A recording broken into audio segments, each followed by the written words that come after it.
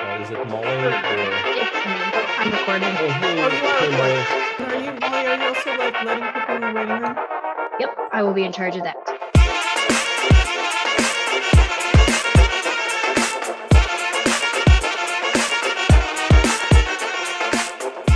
Welcome to Balkan Circle, everyone. My name's Mary Newberger, and I'm a professor of history here at UT Austin. I am excited to introduce our speaker today. His name is Martin Marinos, and he's an assistant professor in the College of Communications at Penn State University. His research and teaching areas of specialization include global and comparative media studies, political economy of media, transnational television history, and socialist and post-socialist mass communication. His first book, entitled Free to Hate: Media Liberalization and Right-Wing Populism After 1989, traces how commercialization of Central and East European media set the stage for the rise of right-wing populism in the region. Marinos completed his PhD in communication at the University of Pittsburgh in 2016 and was a postdoctoral research fellow at Columbia University's Harriman Institute. So his talk today is based on the book, and we're really excited to hear what you have to say about it and to hear about your research today, Martin. So I'm going to hand the floor over to you. Thank you, everyone, and thank you for being here, and thank you specifically to Mary Neuberger for the invitation. I know it's not easy to attend a talk on right-wing populism because this is not just an academic topic. It's our lived reality. It's our daily news. So I understand that one more piece of information on this subject requires mental stamina, and appreciate your attendance and hope that you find what I have to share with you intellectually enriching and thought-provoking.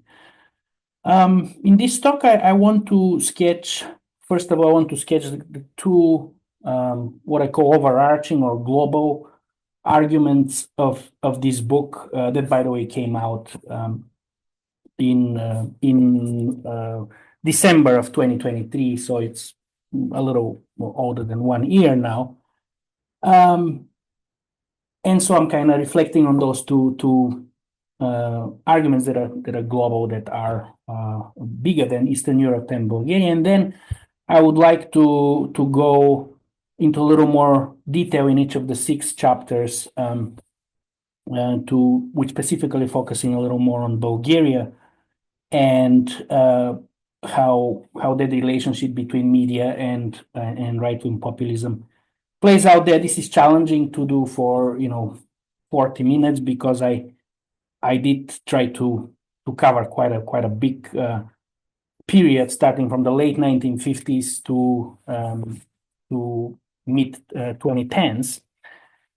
So a little challenging, but we'll do what we can. So let me begin first with kind of how the idea for this book came about, and these 2 overarching arguments or 2 main theses of the book that I think about and reflect on now, and then I'll move on into the more concrete case study. So I began working on the topic of right-wing populism and media during my dissertation. The idea to focus on specifically on the far right came after my native country, Bulgaria, joined a kind of a long growing list of European nations where extreme right parties gained seats in parliament.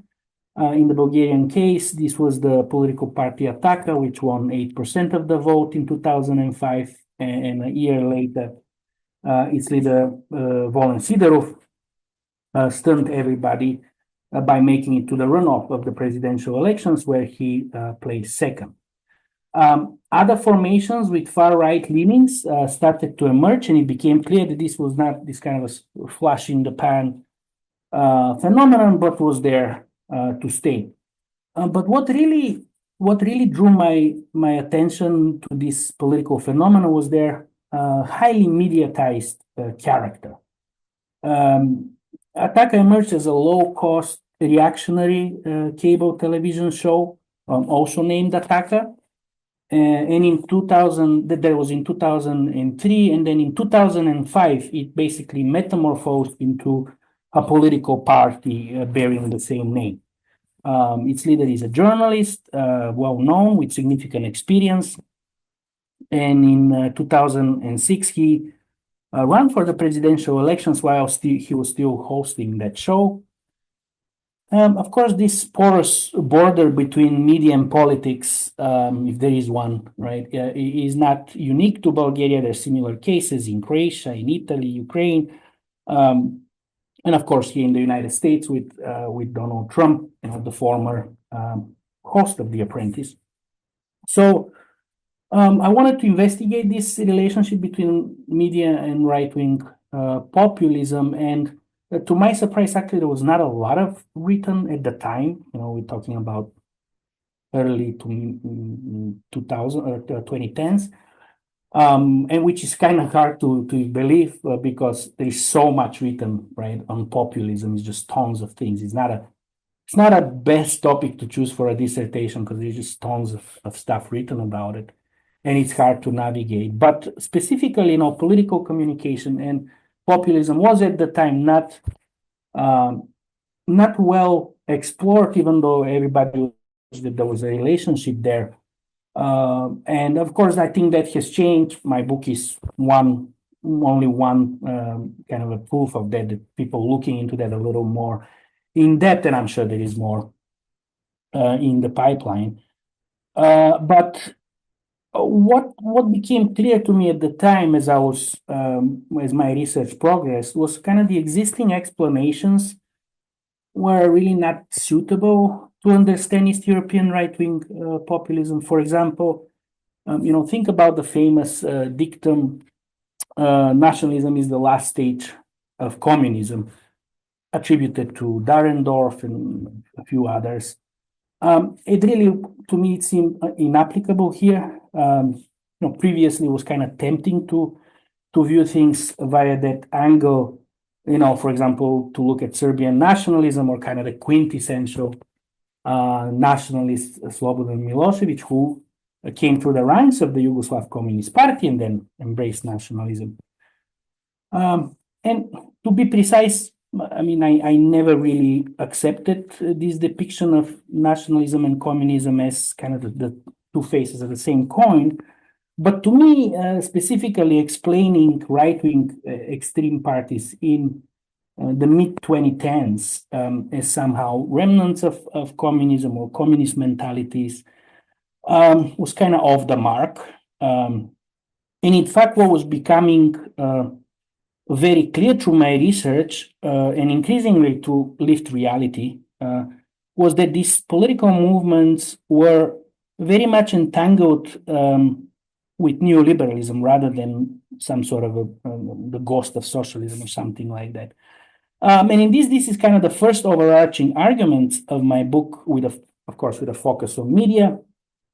I argue that the contemporary political economy of media is hospitable to right-wing populist politics, and they thrive and grow in it. More specifically, the structural conditions of media and property relations of media creates a communication ecosystem that fits far-right parties and individuals. Now, let me be the first one to say that today this argument doesn't sound very original, right?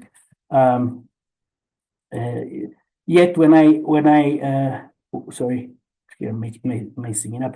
Yet when I began to work on this project as a graduate student in the early 2010s, this was not a given. I'm going to share a story to illustrate this. In 2013, I wrote an article on the Bulgarian party Ataka and its media. In 2011, Ataka has actually become the first Bulgarian political party with its own TV channel.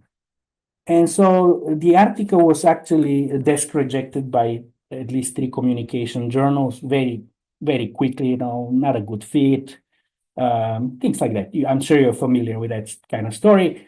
And finally, one editor submitted it for review.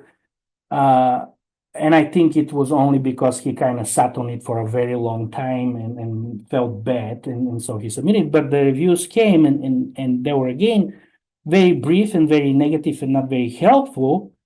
And really what struck me, though, was one of the rejections, specifically, of the reviewers. He wrote, I quote, "The author makes a big deal out of a fringe phenomenon in liberal democracies," end of quote. Now, one could argue that even in 2013, this was a short-sighted statement. And I'm sure that this scholar would not have made this argument a few years later, with Brexit, with Trump's first election, Bolsonaro in Brazil, and on. But you could still make, I guess, this argument then. And as a young graduate student, I thought that in my dissertation, I will show that these are substantial political phenomena that are linked not to communist past, but to contemporary capitalism, and specifically to the commercial media transformations that occurred after 1989. The second overarching or global argument of the book is that these political phenomena are a product of liberalism itself. For this reason, I'm somewhat critical of the concept of illiberalism, because it implies this kind of an opposition, legal, illegal, legible, illegible, right? I argue that we rather have a case of ill liberalism, or that is to say, sick liberalism. In other words, the problems of liberalism are not external, and by external we can think, okay, geographically, Russia and meddling in our otherwise pristine democracy. Though again, I'm saying you have to study that, you have to understand that, or externally, as in the logic of technologies, AI, social media, algorithms. Again, not denying that those play a role, but thinking about these externalities, or externality in terms of like the communist past or the communist mentalities that are kind of from outside interfering. My argument is that actually the main issues are not external, but internal to liberalism.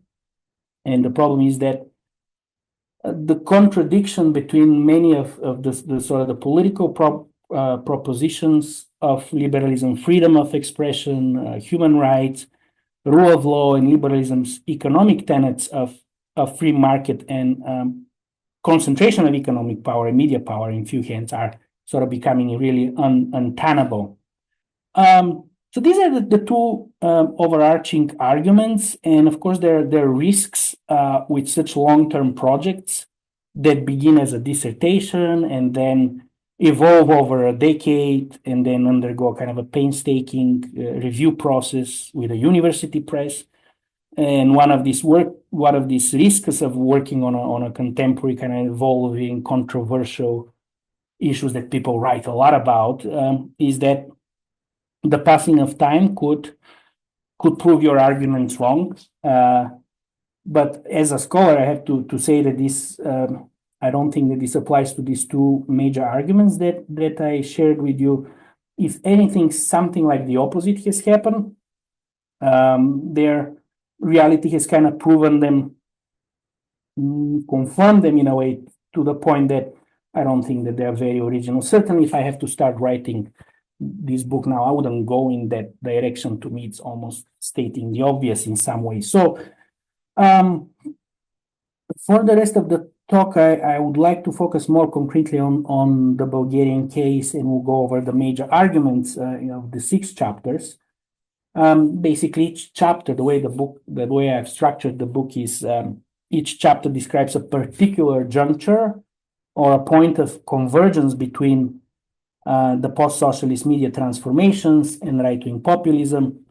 But before I do this, I want to very briefly mention sources and methodology I used in the book. So just briefly, and I'm happy to answer questions on that issue later on. But much of the book relies on archival materials, trade journals, and an analysis of a very substantial scholarly body of work on media written in Bulgarian and published in Bulgaria in the last 3 decades, but also during socialism as well.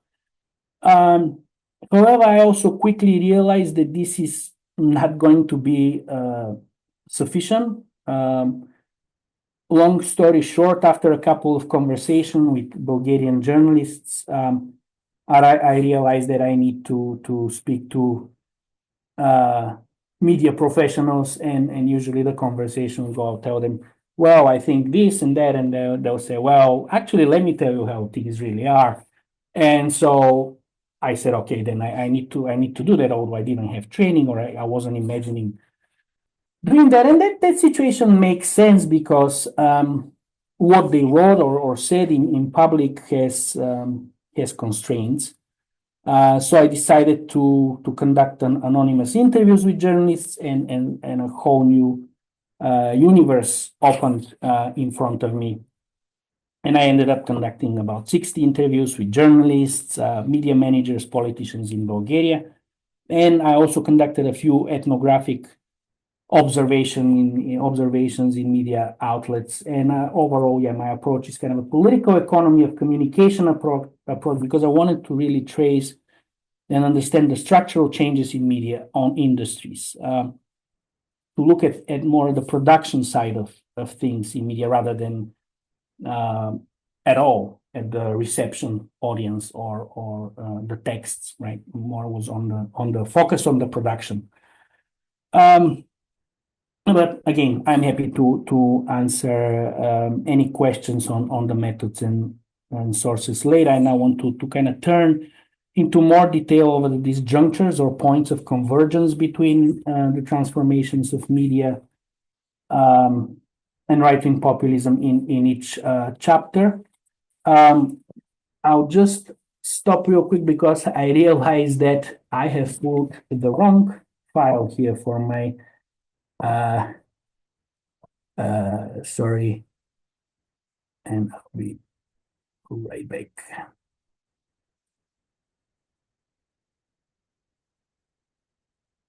Right, there you go. Really sorry about that, but I'm back. Share the screen again. Yeah, so that was the missing, the missing, important missing slide, right, from early on when I said that, it's not a big news, right, when you say that there is sort of a merger between, let's say, big capital media industries and right-wing populism, and I'm sure you're familiar with that story. So let me go over the chapters, each chapter, and present some of the arguments in those chapters. So chapter 1 focuses on socialist media. I start, probably it's a kind of a curious place to start on a topic such as right-wing populism, contemporary right-wing populism. But I start there because I think if one wants to understand the post-socialist structural transformations of media, one should also know what preceded them. But also tackle socialist media because I think the destruction of some of their features tells a broader, a global story that I believe relates to the growth of the far right. Now, the old too familiar narrative about media from this historical period is that there was censorship and lack of criticism of the government. While I don't challenge these assertions, and very few people that I interviewed challenge them, I argue that this is an incomplete story. In this chapter, I focus on two of the best media practices of socialist media that could have, in my opinion, they could have been retained and improved in a more democratic context after 1989. One of them was The role of socialist journalists as people's advocates, and the other one was media's massive investment in education and culture. So the first one, audiences wrote many letters to media institutions, which were often grievances about daily life, bureaucratic malfeasance, late public transportation, unlawful expulsion from school, bad food in the cafeteria, all this kind of stuff. Not criticism of the Communist Party or socialism, but that kind of grievances. And journalists investigated these complaints and contacted the authorities responsible for their resolution. And in my research and across the literature, it became clear that journalists took this role as professionals working on behalf of the people very seriously. I just wanted to read a short interview that I had with one retired now journalist who was telling me an example of this a feature of this system. So a former newspaper reporter had to visit a block of flats in Sofia, the capital, because a reader complained several times that his family lacked hot water. Apparently, insufficient pressure prevented the water to reach the 8th and highest floor of the building. When the journalist arrived, she realized that her investigation would be incomplete if she did not get to the rooftop of the building. This required the use of a rickety ladder as well as crawling through a narrow and dark passage. As someone who suffers from acrophobia and claustrophobia, I could not wait for her to finish this story. But I was further dumbfounded when she added that she was 7 months pregnant at the time. And she said, I sincerely hope my granddaughters never do anything as crazy as that.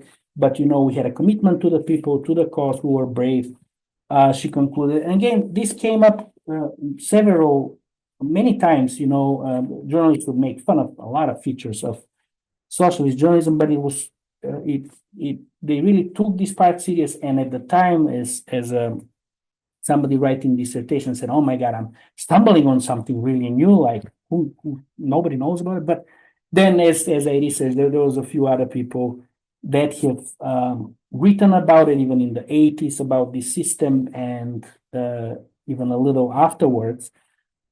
And this system worked well and helped journalists earn the trust of their audience. And this relationship unraveled immediately after the collapse of socialism, because as Natalia Rudakova, who is one of the people who wrote about that as well, and she points out this in her book on the Soviet press, the first freedom that journalists gained was the liberation from the obligation to respond to readers' complaints.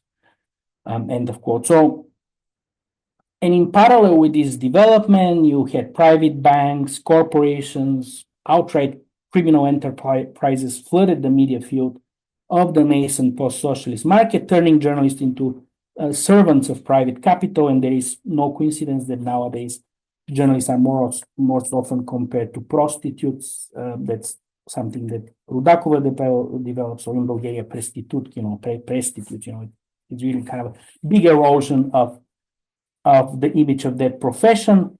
The second practice that also disappeared immediately after the collapse of socialism is media's investment in culture and education.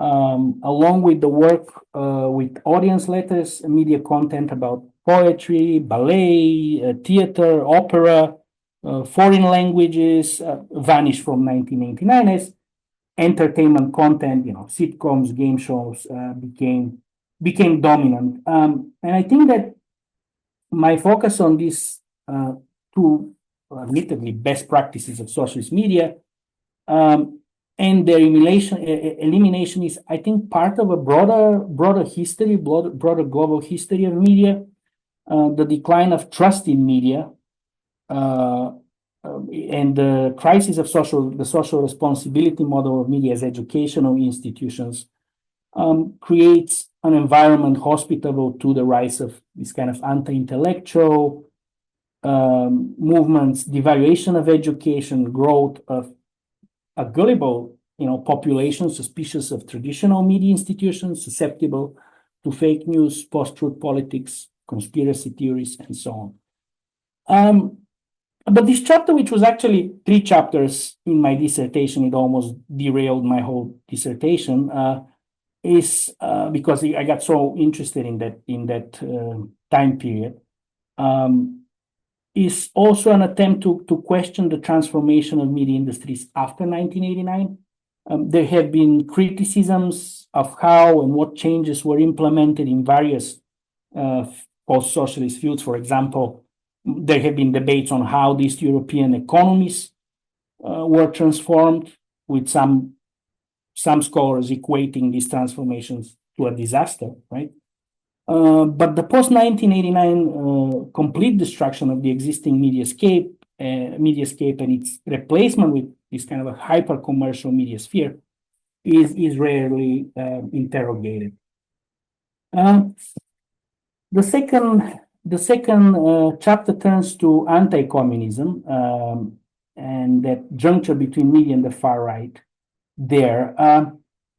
I think that's important. Anti-communism is important to look at because, to me, that's the hegemonic ideology of post-1989 Eastern Europe. It is also important to examine because this is one of the features to me that unites right-wing populists in the region, and not only.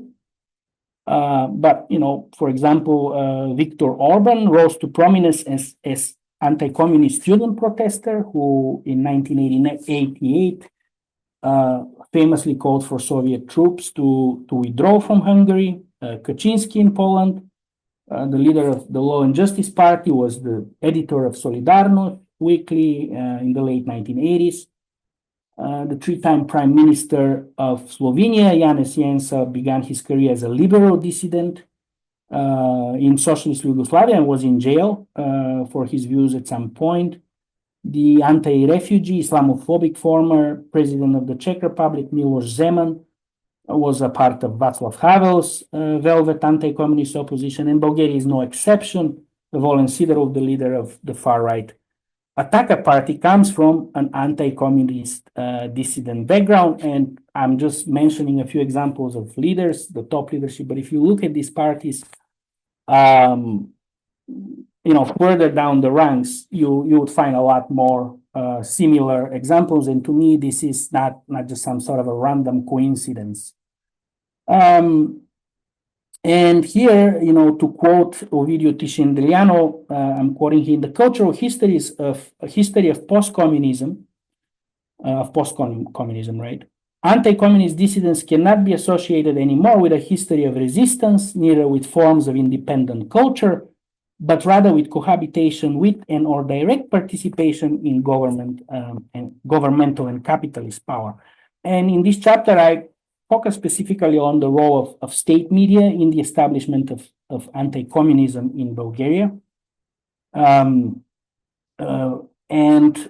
there are, why is that relevant to talk about right-wing populism and anti-communism? Besides what I already mentioned, there are 2 main ways in which anti-communism facilitated the rise of the far right. First, it paints any opposition to communism, including fascist and Nazi figures, in sort of a positive light, and this normalizes right-wing rhetoric. And the second way in which anti-communist ideology suits the far right is through equating any form of social democratic critique as kind of a remnant of communism and backward thinking. And to me, this is the explanation, these 3 decades and more of really anti-communism is the reason why you wouldn't find any left-wing populist in this part of the world. There's no Sanders or Corbyn in that part of the world, but it's just kind of 50 shades of brown. And that's the second chapter. The third chapter examines the role of Western media. Third and fourth chapter examine the role of Western media corporations in the growth of the far right. In the post-1989 landscape, these companies were often represented as bearers of good practices and freedom. As you might probably guess at this point of the talk, this chapter really, two chapters, questions that assumption.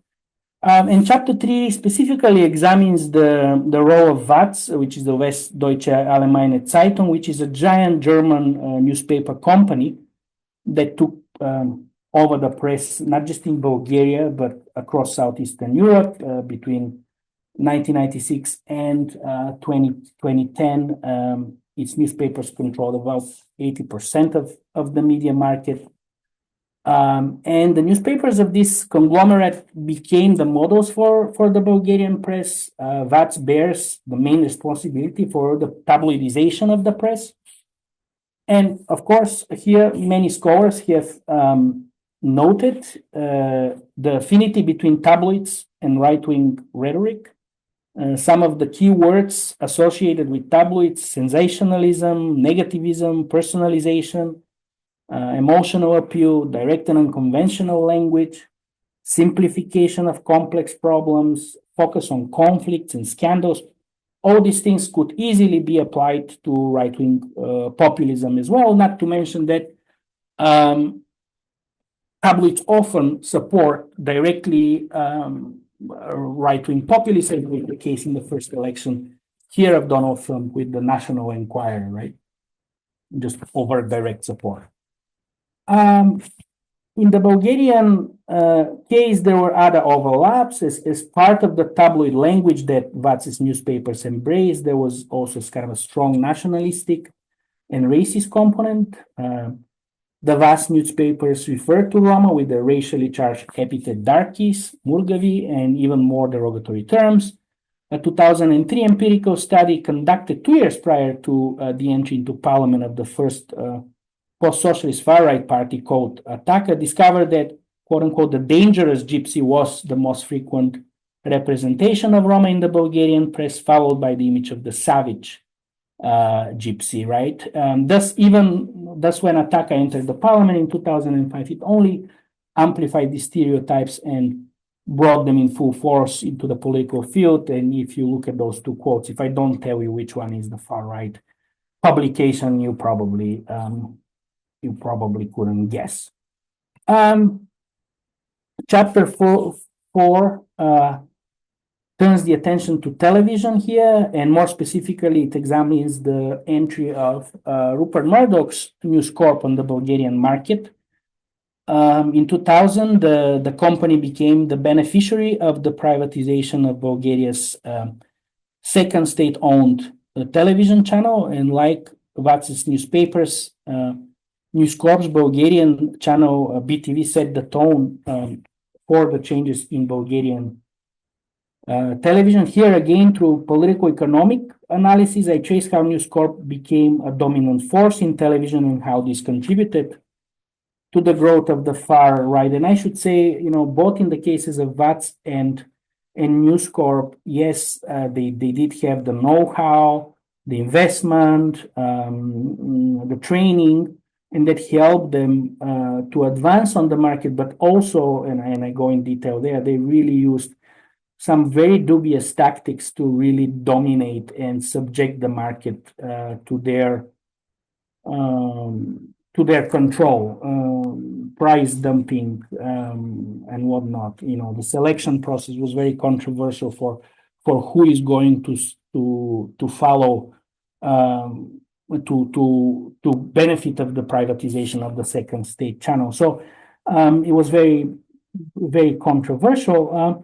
And there are several ways that several places of junctures that I described between the far right discourse and television specifically. But I think here, for the purposes of time, just to mention one very glaring example is that at least 3 far-right politicians have come out of BTV after long experience with the media outlet. The most recent and most prominent one is, of course, Lavi Trifonov, one of the most well-known Bulgarian media personality who entered the crowded national political space. So a lot of that has happened, and safe to say, no social democrats or leftists have come out of this channel. It's only that kind of personalities. And again, I do find that a little bit suspicious, and I talk about it. Now, the chapter 5 examines media concentration through a focus on two major players on the Bulgarian media market. I did some field work and interviews in one of these companies, and literally several weeks afterwards, this company unraveled spectacularly and really drew the attention of global media. The story that I tell here is the result of what I call ethnographic jackpot, right? I was just very lucky to be at that time in that place. And it's too long to get into here, but it really kind of exposed the negatives of the merger between private capital and in this case a bank. When I went to this place, it was just in your face. It was a big building, kind of like a triangular structure, and one half of this building was a bank, and then the other halves were the two channels, and the owner was the office of the owner was on top of this building, and he owned both the TV channels and the bank. And I have some musings there because I was walking around and I was at a balcony there, and it's Eastern Europe, so everybody's smoking, and I was just looking at people and was just wondering who is a bank employee, who is a television anchor, who is can you guess? It's so intertwined, this situation of media capital and then media and capital. And this type of merger and the spectacular failure erodes again the trust in media, but also this particular media group directly backed a far-right party and propelled the campaign of one of the most extreme right-wing politicians in Bulgaria, and he managed to enter the EU Parliament as a result. And that's a big deal for those parties because they get a lot of money out of that. So there is a direct link here between the far right and media concentration. And again, it's a much longer and complicated story, but I'm doing not bad with time, but yeah. And finally, the final chapter really turns the attention to the media itself of the far right, and I try to answer what type of journalists join this media and how this media fund their operations. And among other things, this chapter focuses on the journalism labor market. One of the most fascinating discoveries during my research at that part was that many journalists join these political parties not because of ideological affinities, but because the labor conditions are so difficult, and a right-wing media job opening is simply a job opportunity or maybe better employment, improvement of their working conditions. And I had a kind of I have a part of kind of a self-reflection there in this chapter, because I thought it would be important to connect to somebody who work in a right-wing populist media, and it took me a while and some efforts and some contacts, and eventually I did get connected. And then once I got connected and I had somebody's cell phone, it was kind of like, oh my God, now what am I going to tell them? Hi, I'm studying in the United States and I want to talk to you. And Ataka was at the time, and probably you could say continuously, has been really the most anti-American party in Bulgaria, very kind of a overt opposition to the United States, overt oppositions to its corporations and things like that. So I kind of became brave, and I called that person who was also kind of a senior person in its media operations, and she said, sure, I'll talk to you. How about, I said, where should we meet? How about we meet at McDonald's? And I said, that must be a joke, and okay, McDonald's was really near their offices, their studios, but still, I mean, it's downtown Sofia. It's like 1 million restaurants and food joints, so why would we meet in McDonald's? And I was, yeah, with this kind of thinking. And then I went there and she was there. I didn't expect, but she was there drinking her Mac espresso or whatever it is. And actually, it was my first time going into McDonald's at that time. And yeah, and she was, I mean, she was really nice person, very open. At the end of the conversation, she asked me if I ever consider going back to Bulgaria. And, I mumbled something. Well, maybe, I don't know. I said, this is going to be the stupidest thing you ever do. Don't do that. And, it was just like completely surprising, the whole conversation, which was very long. And I expected somebody that is very hostile. And she made it very clear that she's there for money. Like, that's direct quote. I'm here for money. And I interviewed her several years afterwards, and she has left just a few months after this first interview. And she left because the work conditions, Ataka didn't do well in the European elections and didn't get money, and the work conditions really deteriorated. And she said bye-bye and left. So it was kind of a very eye-opening. And then I met several other people with similar background that I didn't expect. Now, I met some zealots, some kind of ideologically committed people, but there was also this not small segment of people that were just there for work. That's about it. Now, to conclude, this book is focused on media, but it's not just a story about media and populism. It is also a story about the tension between democracy and capitalism, or more concretely, about the contradiction between the economic and political priorities of liberalism, which on one hand upholds free markets, minimal state interference in the economy. On the other one, extols liberty, freedom, individual rights.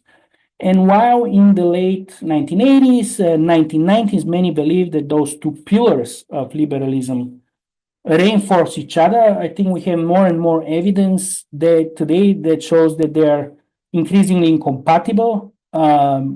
There's a lot of places where capitalism is doing quite well in authoritarian context. And the emergence of anti-democratic far-right parties, which thrive in media spheres committed to the generation of profit rather than deepening of democracy, and informed civil societies, I think a symptom of a system in crisis. And political science terminology often conceals rather than illuminates these conditions. This again, to repeat what I said earlier, these are anti-democratic forces are not just illiberal because they challenge liberalism. They are instead kind of an outcome of an illiberalism, or liberalism that is wrought with crisis, with failures, with contradictions. And I think understanding this point is necessary for imagining new worlds, including new media worlds in which financial profits are not the main driving force of social change. So I think I'm probably over 40 minutes, but that's what I have for you at this point, and I'm happy to answer any questions on that topics. And I should probably stop sharing the screen, right? Okay. I'm going to give you a preliminary clap. Thank you. Oh, thank you so much for this. There's so much there, and I have so many questions, and I have to admit I have not read your book, but now I will because this is really fascinating. Thank you. So I guess I'll start with my question. I think this is like some of your arguments, like you said, are kind of stating the obvious, but I don't, and I don't think that's true. I mean, I think, they may feel that way now, but I can see what you mean about like this has become evident. But I guess I'm thinking of two things: how this particular phenomenon of sort of media and capitalism, how it works differently in time and space. So, is liberalism always ill by design? Is it, or are there times when it hasn't been, like where media and capital can interact, but the result isn't necessarily far-right politics? And we can definitely see that in the West, in various times in the West, where sure, it may have always played something of that kind of role, but right now is very different from, I don't know, the 1970s, whatever. And our trust in the media is very different. And so there's something about this global moment that's, not just in Eastern Europe, but also in the West. Like, so what is it about this historically contingent moment that has made liberalism ill rather than it being just sort of ill by design? And in terms of space, sort of comparing how this works, this relationship between media and capitalism in Bulgaria versus the West is my other question. Because what's really interesting is in the West, these are like our own media conglomerates. Yeah. I mean, and in Bulgaria, as you mentioned, many of them are coming from the outside. I mean, they're working with locals, obviously, who become involved in it. But in Bulgaria, there's also the added element for right-wing populism of being not just anti-communist, as you mentioned, but also being anti-Western, as you also mentioned. Mhm. So there's a way in which, you could have this embedded resentment being part of that, and like going back to kind of historical ambiguities too, or ambivalence towards the West. So how does that create a different sort of stew in which the right-wing populism mixes with media and capital? So that's my huge question. I know it's a Those are, lot. yeah.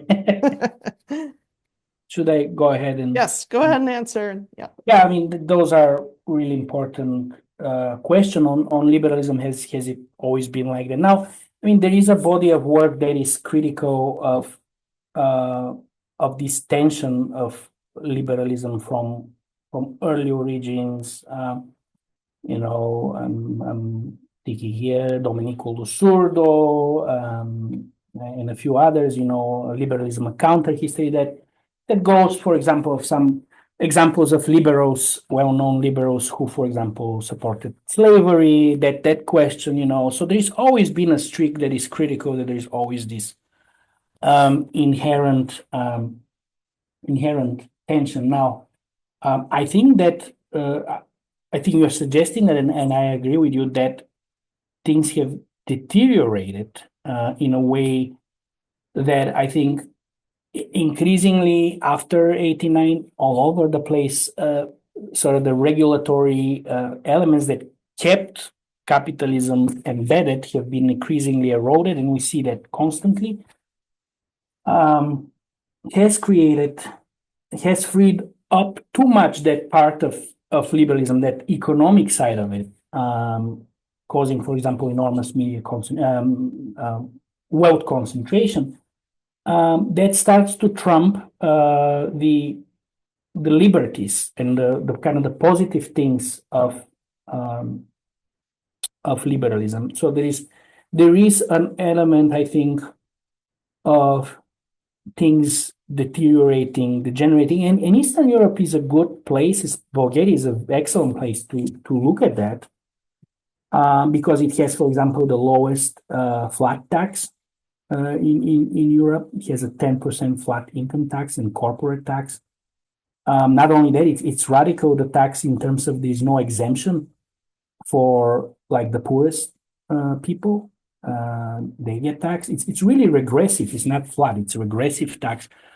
Bulgaria is, for example, the place where in Europe where most of the taxes, more than 50%, are collected, are the VAT, the value-added taxes, right?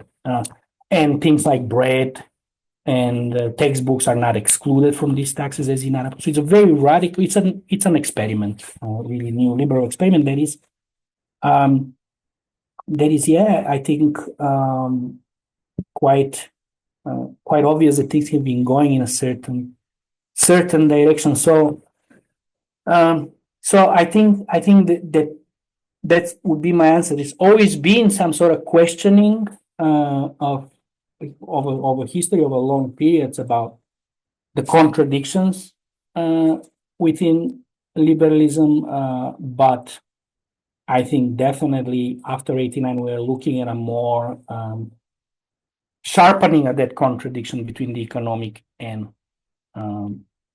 and the more political elements.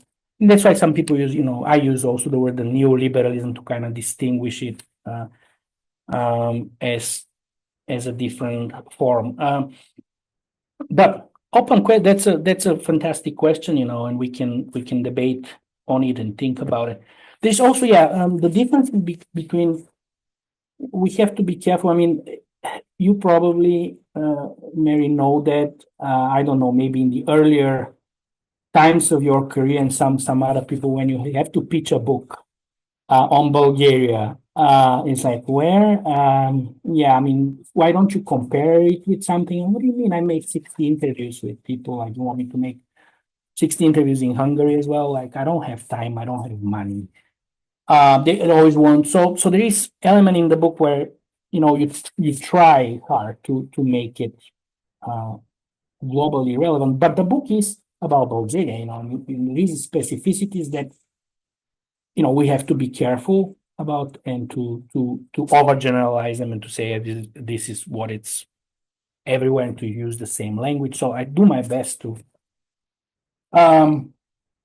do that. But there are also, significant similarities when you look at the structural transformations of media. That there is a lot of similarities. You can help it with reading what's happening here in the United States with journalism and Bulgaria.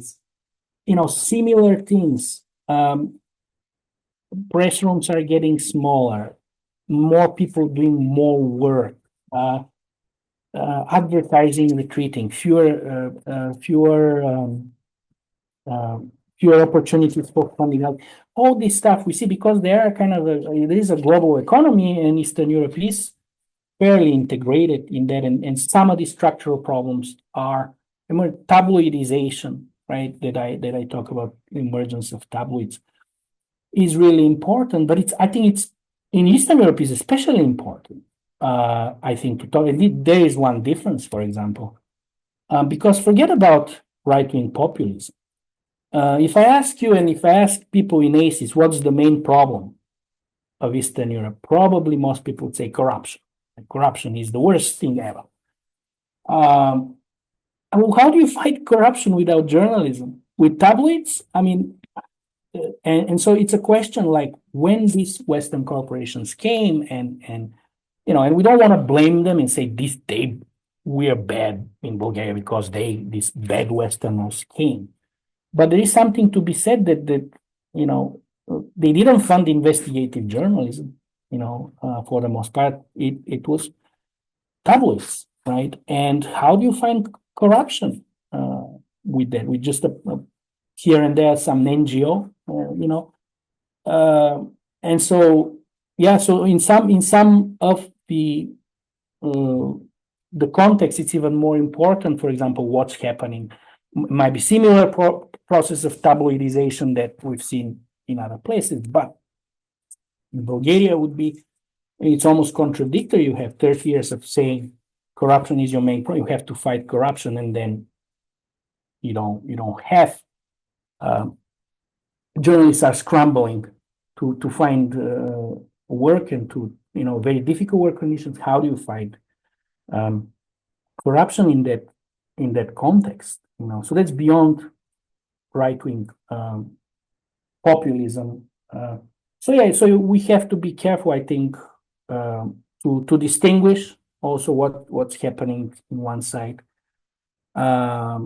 This kind of an overt. I know I use this picture of Elon Musk. It's not exactly like that in Bulgaria. I mean, a lot of this, for example, Sidorov, he's not that wealthy, but he certainly has this kind of a penchant for luxuries. Like that's actually at the end really affected mostly his career. Ataka is now not really relevant after 15 years, but going in Paris and spending few $1,000s on a room in a hotel, and that was investigated and was shown. Come from that kind of class, let's say, habitus, as that although not as wealthy. So but I absolutely agree with you. We have to be careful, and this book is primarily about the Bulgarian context. We're trying to also make some connections to other places because there are connections. News Corp came, right? It's not a corporation from Mars. It's it's a multinational corporation. So yeah, those are great questions though. Yeah. Well, I knew Maria would have a question. Yeah. So Maria, do you want to ask your question?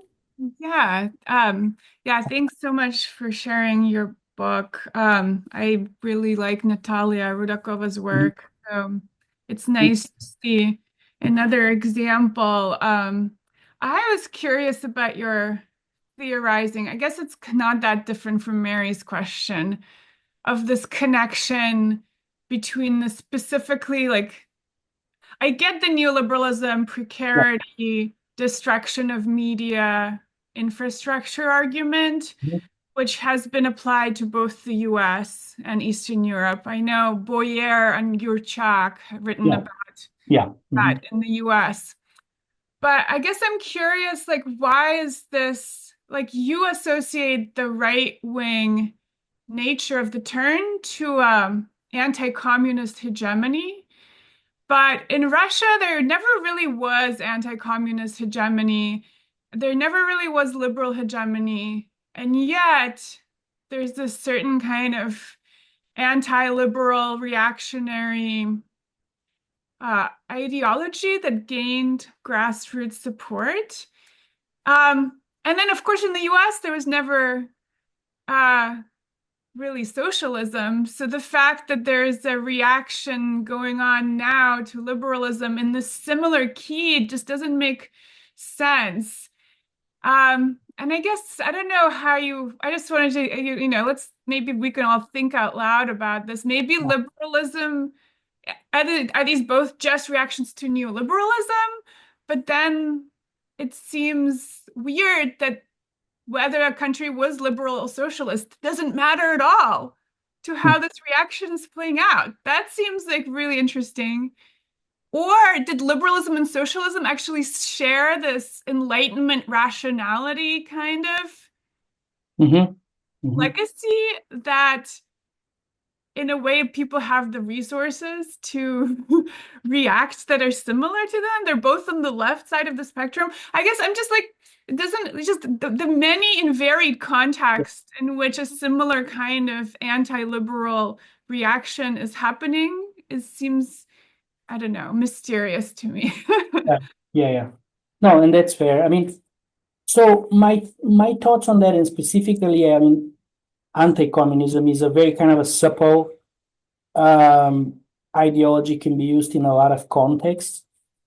Russian case, I mean, it's, I think, well kind of documented. There is some usage of, let's say, simplifying pro-communist rhetoric of Putin, but there is a lot. He's not a fan of the revolution, right? He's not a fan of the October Revolution. He doesn't praise. No. There is some fear of that. At least that's the stuff I've come across. He's not praising necessarily. He praises the past, the Soviet, but it's it's complicated. He doesn't position himself as a leftist. And then there is, of course, the big debate. I mean, he's Putin a populist, right? There is a whole now train of thought, and you probably know better than me, of that we just have to use the F word here, the fascism, right? That there is a fascist development. That's a completely different story of it. But yes, I acknowledge it's different. In the US context, I think in the US context, you still have quite a bit of anti-communism. I mean, I'm just expecting now for the CIA to be declared a Marxist organization, and if they're gonna cut their funding, because USAID, that was the explanation that that's a Marxist organization. That was the main argument, which would come to a big news to a lot of leftists in Latin America and Asia and Africa, who basically view USAID as the arm of the US imperialism, right? I mean, the critiques are its whole promotion of democracy is very selective and blah, blah, blah, right? We know that story.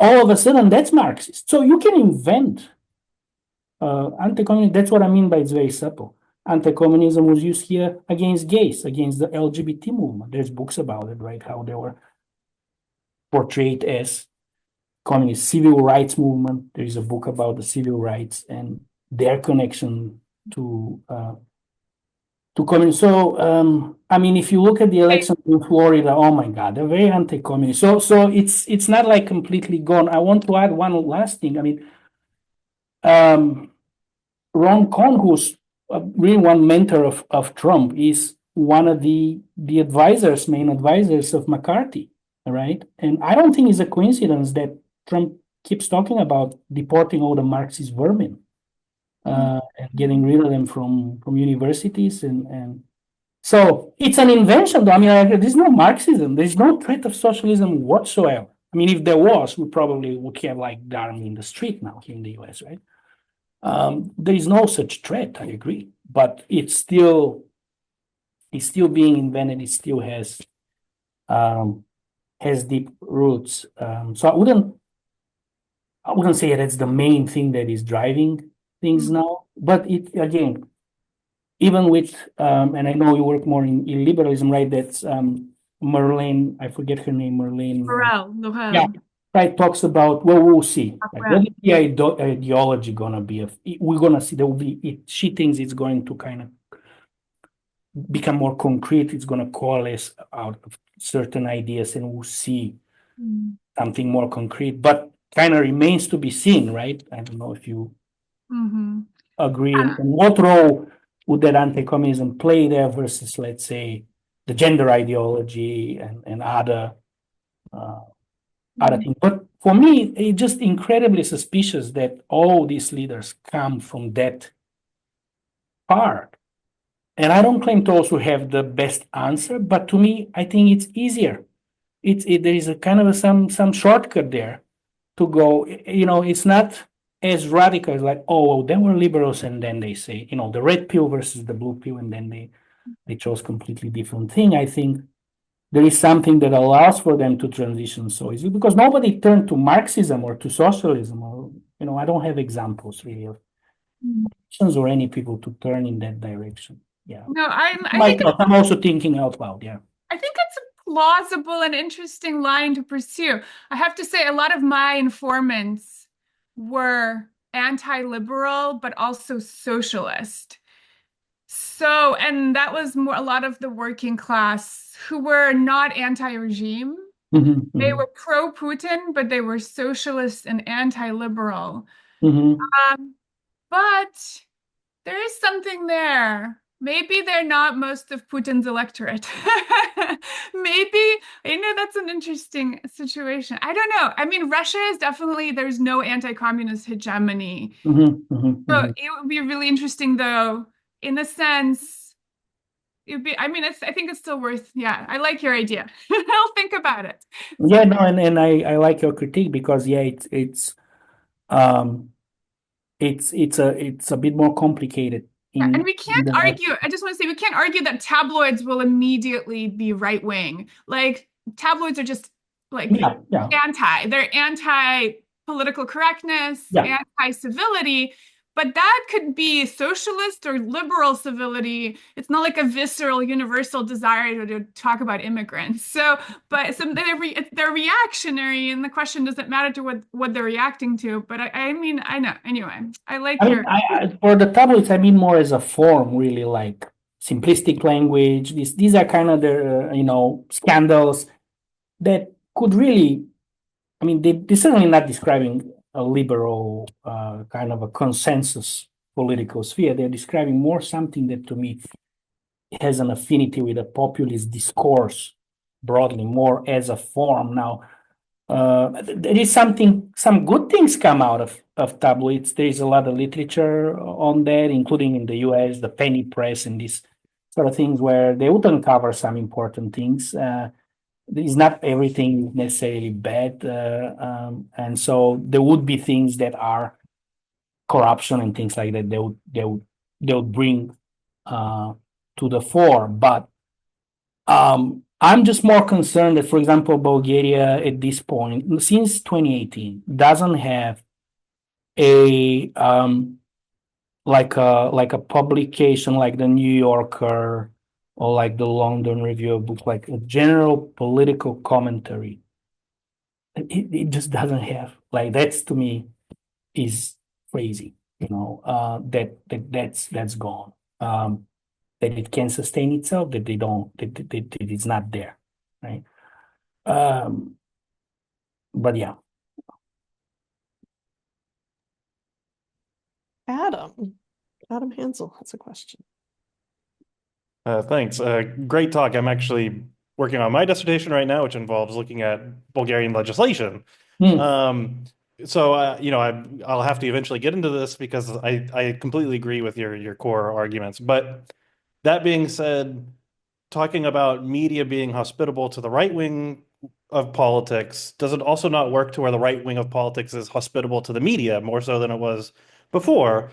And if you look at like just the last year, you have the Revival Party with Costa Kostadin, yeah, where he introduced so-called foreign agent laws, Yeah. where now even if you're not media, they can call your NGO a type of media and therefore get sanctioned, right? So is there also not kind of like a acceptance of a certain type of media now on the other side, on the politics side of it, specific to these right-wing parties? Or is it a one-off? Is that the natural evolution of this nexus, maybe?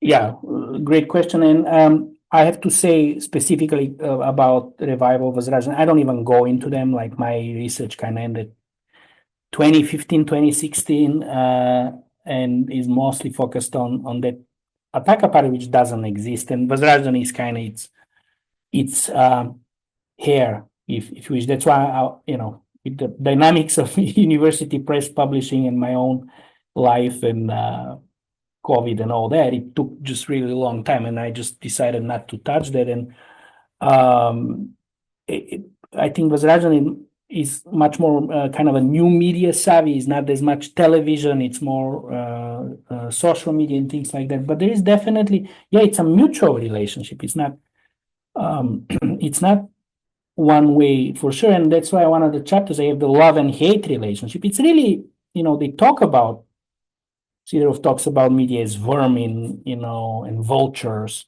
but very happy to use media that are friendly. We have this example here as well, right? Who is the enemy of the people, right? It's specific media, is not the media, right? So there is a kind of a selective, there is a selective logic here, and in many respects, they love media.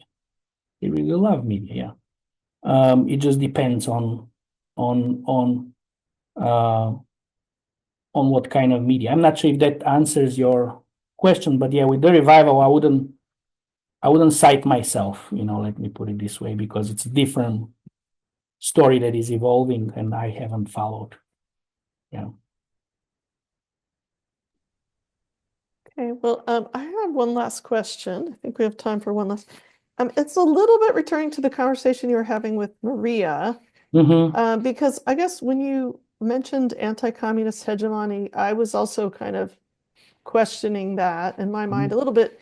I guess one, because I think maybe there is a lot of I don't know, nostalgia, or at least nostalgia for many of the social services and provided and stuff like that. I know that's kind of different from what you're talking about.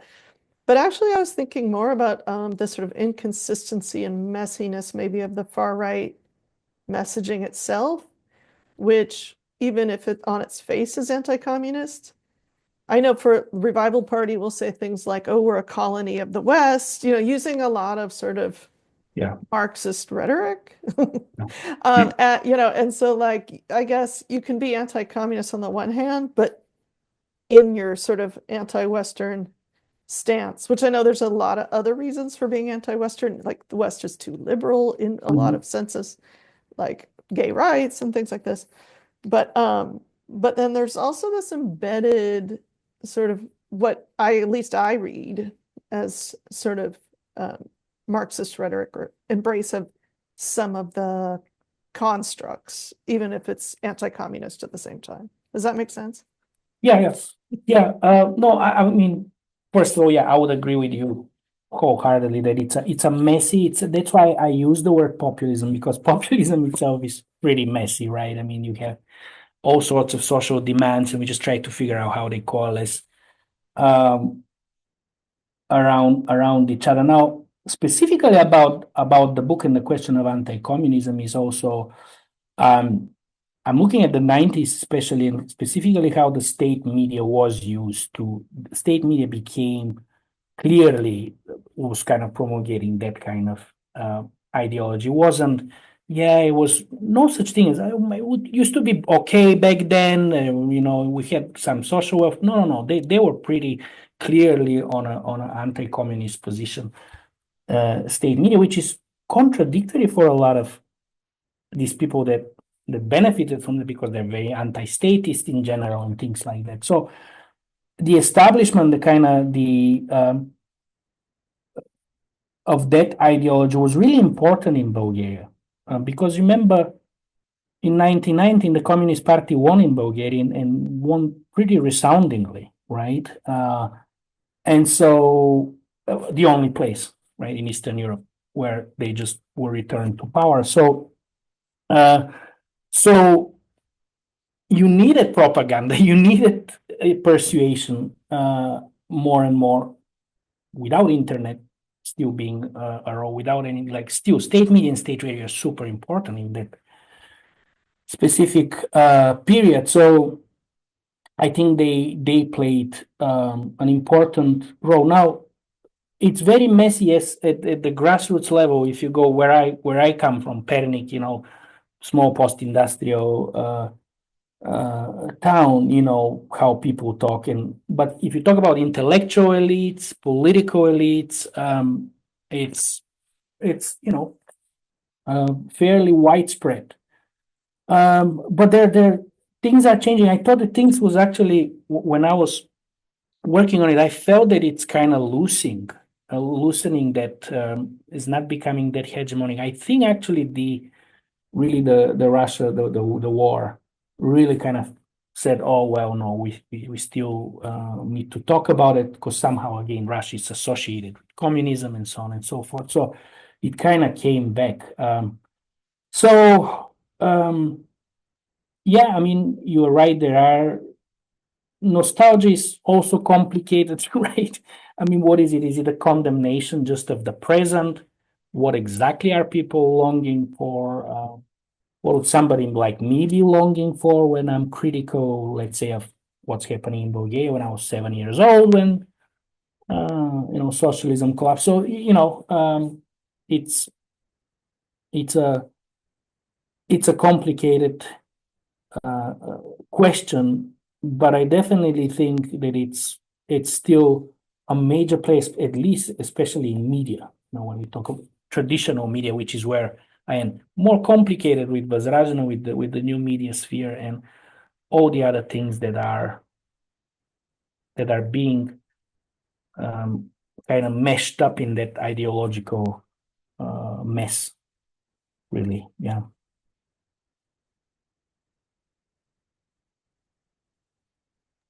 Well, thank you very much for this enlightening conversation, and I hope everyone will go and buy or read Martin's book, Free to Hate, Liberalization and Right-Wing Populism after Media Liberalization and Right-Wing Populism after 1989. Yeah, thank you so much, everyone, for subjecting yourself to one more piece of information about right wing. Now you can read your daily news and there'll be nothing about it. Thank you so much. Thank you, Mary.